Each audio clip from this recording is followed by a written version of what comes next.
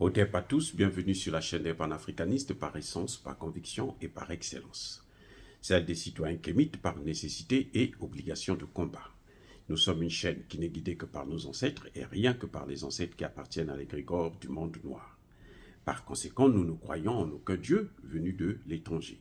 Toutefois, cette vidéo n'est aucunement destinée à inciter à la haine ou à la violence, car nous menons un combat qui est d'abord et avant tout spirituel, intellectuel et démocratique. Ensuite, il est politique, géopolitique et géostratégique, contre l'impérialisme, le colonialisme, le néocolonialisme et l'endocoloniat, qui sont tous qualifiés de crimes contre l'humanité. Nous menons ce combat sur la base du principe fondamental que nous avons hérité de nos ancêtres kémites, qui est celui de la Mahat, c'est-à-dire solidarité, vérité et justice.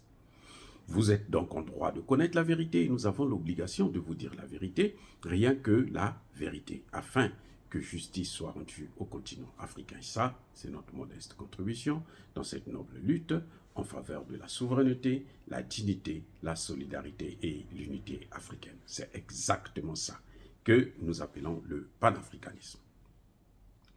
Bien-aimés frères et sœurs, je disais dans une de mes vidéos que la dernière sortie du président Assimi Goïta est une conférence qu'il faudrait traduire en français et en anglais, et puis enseigner ça comme cours d'histoire au collège, au lycée et même à l'université. En tout cas, j'ai l'impression que le président Assimi Goïta c'est un professeur, quoi. Il nous a donné un cours. Et il a fait un cours magistral, alors fantastique. Il n'y a rien à dire. C'est-à-dire qu'il n'y a que la matière, quoi. C'est incroyable. Il y a un élément que nous avons toujours évoqué, d'ailleurs, dans nos vidéos, qui concerne la démocratie, la souveraineté. Et là, le président Assimi Goïta vient apporter de l'eau à notre moulin. En quelque sorte, il vient confirmer ce que nous, les théoriciens, parce que nous parlons en tant qu'intellectuels, nous regardons les choses, on observe, et puis bon, on s'imagine, on réfléchit, on se dit non, bon, nous pensons qu'on peut faire ceci, on peut faire cela. Mais là, c'est quelqu'un qui a expérimenté. La différence avec Assimi Goïta, c'est ça, c'est qu'il a expérimenté. Il est venu voir, il a touché du doigt, il travaille dans le laboratoire. Il a fait des échanges, il a travaillé ça et puis il a vu le résultat. Et puis il vient vous dire, voici les conclusions de mon travail. Vous voyez, c'est un cours, mais alors c'est un travail de recherche expérimental. On entend démocratie, souveraineté, machin, tout ça. Mais il y a un élément fondamental qui est la clé de tout ça. Ou plutôt, c'est un puzzle. Dès que vous enlevez une pièce comme ça, et tout s'éclate. C'est l'armée. L'armée. Et vous comprenez pourquoi les Français, les Américains, les Européens ont décidé, en tout cas avaient décidé, de faire en sorte que les pays africains ne puissent pas s'en sortir, ne puissent pas avoir des armées. Parce que la clé du développement est là. La clé de la souveraineté est là. Eh oui. Les amis, c'est ça le problème. Et Assimi Goïta est venu nous dévoiler ça. Vous ne pouvez pas avoir une armée faible et puis entretenir une monnaie, par exemple. Jusqu'à preuve le contraire, qu'est-ce qui maintient le dollar? Qu'est-ce qui protège le dollar? Mais c'est bien l'armée américaine. Les guerres qu'ils font là, toutes les guerres que vous voyez là, qu'ils font en Syrie, en Palestine, Moyen-Orient, Afrique, Soudan, machin, Ukraine, Taïwan, c'est pour la monnaie. C'est le dollar qu'il protège.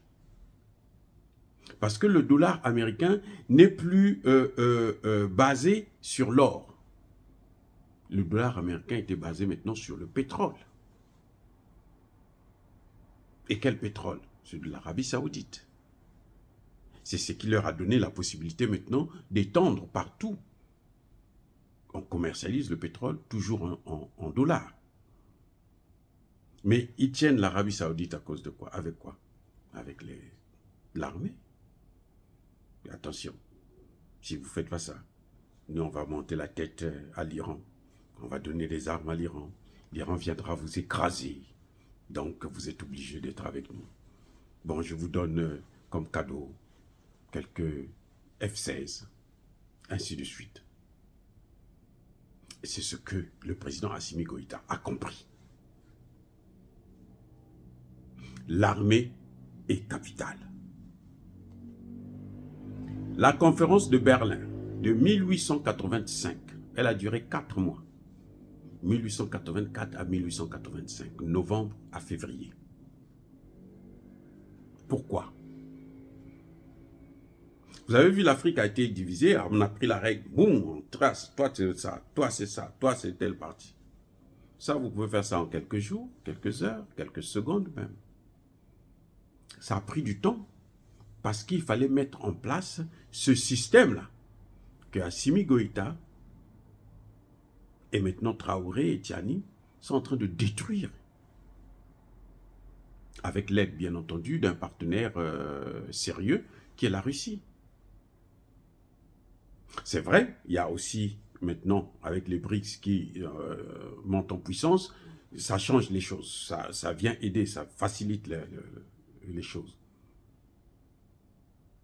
Mais quand ils avaient fait ça, le temps qu'ils avaient pris là, les 4 mois là, c'était pour s'engager, décider à tout faire. Ils s'étaient entendus, tout faire, tout cela. Ils ne veulent pas qu'une seule armée africaine soit libre. Que un seul pays africain puisse avoir une armée responsable. Tous. Et ils ont mis les moyens là-dessus. Ils ont toujours agi comme ça. Quand vous avez un problème, nous, on viendra régler. Ils contrôlaient les renseignements. Il y a l'audio d'un colonel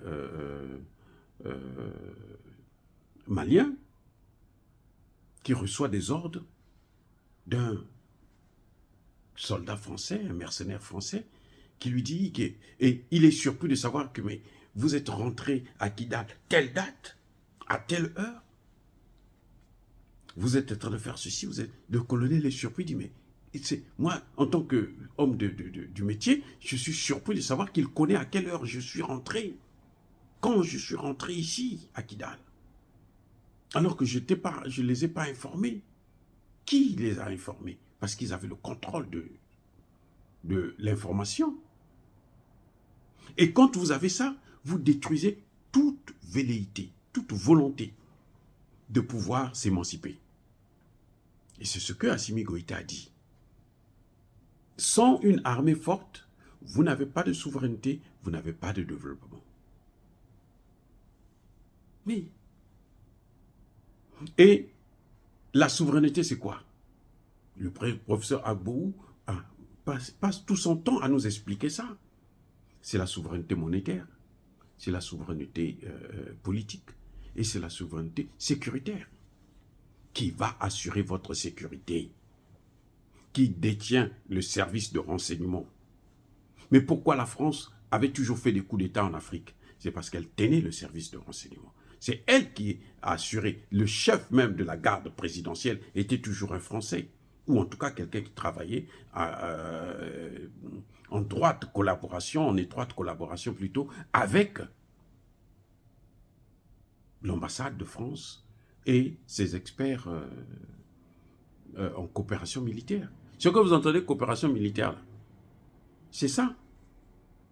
Vous croyez que la France, ils ont des coopérations militaires aux États-Unis? Il va faire quoi? Il va faire quoi? Non.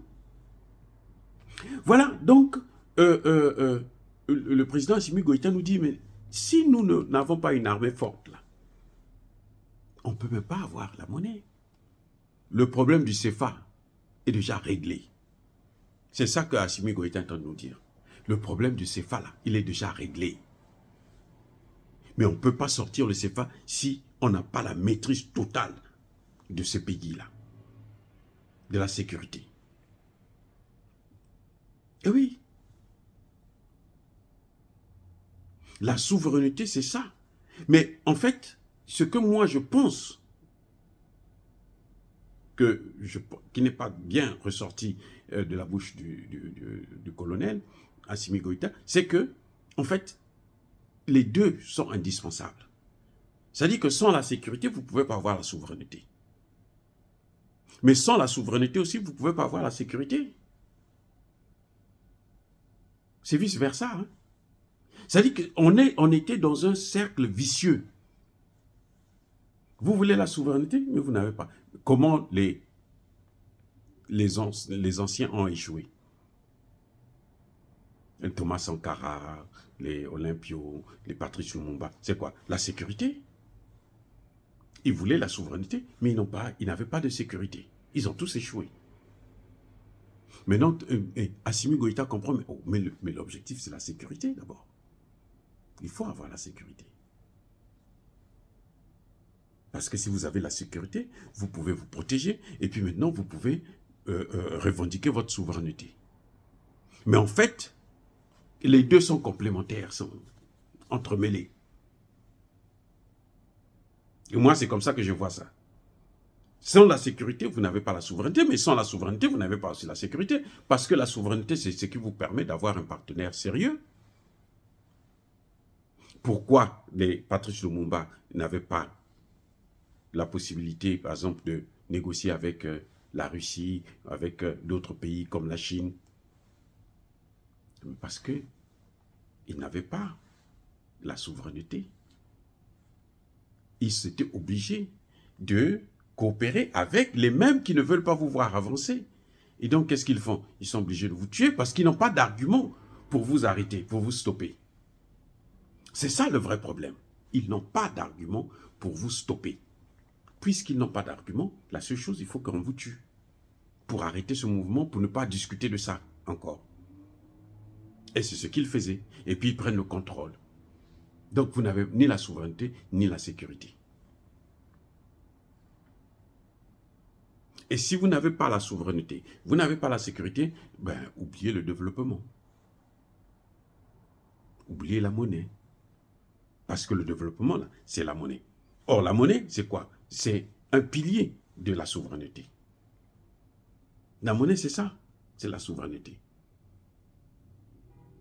Et si vous n'avez pas ça, vous êtes foutu.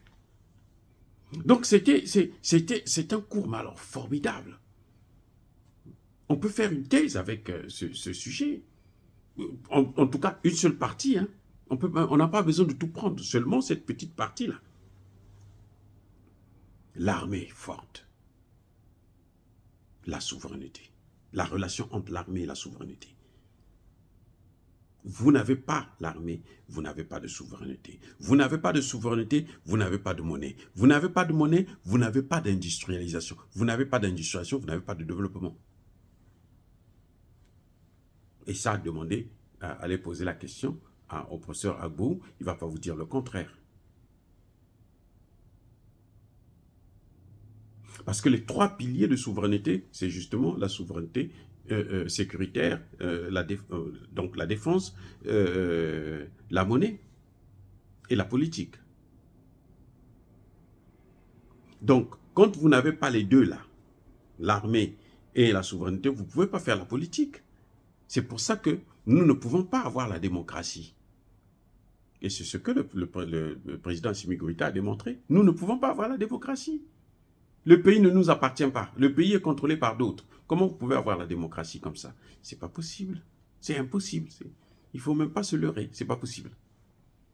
La démocratie, il faut que vous soyez propriétaire du pays. Il faut que vous contrôlez le pays. Et si vous le faites, vous ne le contrôlez pas. La démocratie, oubliez ça. Donc, ce que je voulais vous faire montrer là, c'est les trois éléments. C'est-à-dire que le piège dans lequel on était coincé. Heureusement qu'on a eu un partenaire russe. Dieu merci qu'il y a eu la guerre en Ukraine, parce que s'il n'y avait pas la guerre en Ukraine, peut-être que la Russie n'allait pas accepter de nous aider comme ça. Eh oui, heureusement. Parce que la Russie nous ouvre la porte pour une souveraineté militaire. Pour avoir une armée forte. Et là, maintenant, on peut penser à la souveraineté. Et quand on a la souveraineté, on peut penser aux deux. C'est pour ça que c'est ça qui fait. Les accords de défense, là, les accords secrets, là, les fameux accords secrets. Qu'est-ce qu'ils disaient? Si vous voulez vendre vos matières premières, vous devez d'abord nous les proposer. Si nous, on ne veut pas, c'est à nous de vous dire où est-ce que vous pouvez aller. Ça avait toujours été comme ça, c'est pour ça que nos pays n'ont jamais avancé.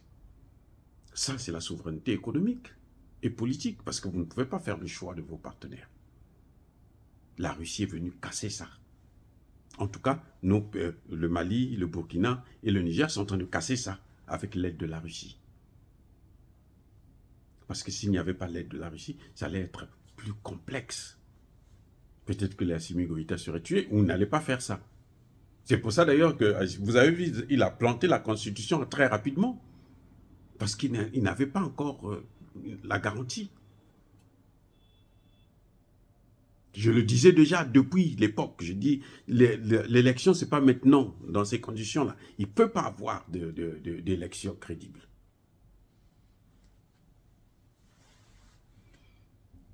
Donc, aujourd'hui, il faut saluer ce travail qui a été fait. Et il faut comprendre maintenant que nous devrons continuer à renforcer l'armée. Et on ne doit pas se précipiter pour aller aux élections. Même s'il faut prendre 10 ans, 20 ans. On s'en fiche éperdument. Maintenant que nous sommes capables d'assurer notre sécurité, de combattre les terroristes, de combattre les ennemis, que ce soit les terroristes et les non-terroristes, militaires, nous sommes capables de les combattre. On a vu avec l'Algérie. Vous avez vu, elle a voulu jouer le jeu, on l'a mis à sa place. L'Algérie est revenue dans l'ordre. Et maintenant, on peut parler avec l'Algérie. S'il faut coopérer, on coopère. Le problème, ce n'est pas les matières premières. Le problème, c'est comment on veut exploiter nos matières premières. Est-ce que c'est exploiter nos matières premières sans nous prendre tout et puis vous faites votre fête avec? Non, ça c'est fini. Oh, bien aimé frères et sœurs, dire cela, c'est inciter à la haine ou à la violence. Il y a ma colère, VO.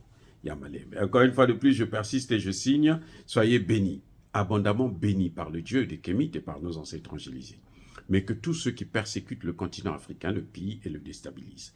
Qu'ils soient noirs, blancs, chinois, arabes, indiens, juifs ou qui qu'ils soient punis, maudits, foudroyés, neutralisés, écrasés, effacés par le Dieu des Kémites et par nos ancêtres angélisés. Vive l'Afrique éternelle, j'ai dit et j'assume.